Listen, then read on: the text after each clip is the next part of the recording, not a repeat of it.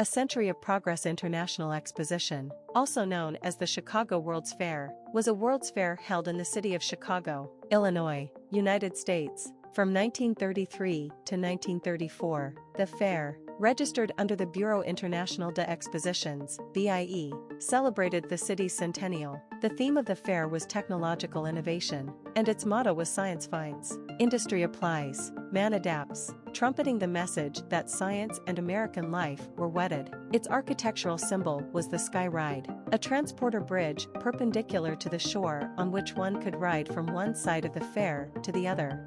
The selected site was the land and water areas, under the jurisdiction of South Park commissioners. It was located adjacent to the shore of Lake Michigan between 12th and 39th Streets, located south of the Navy Pier in Chicago. The site of A Century of Progress had 424 acres of lakeshore and was within walking distance of Chicago's downtown. The fairgrounds comprised of two man-made lagoons and Northerly Island.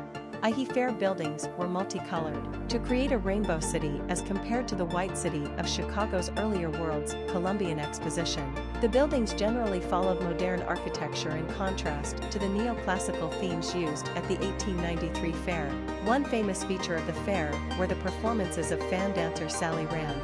Hal Pearl, then known as Chicago's youngest organist and later the King of the Organ, was the official organist of the fair.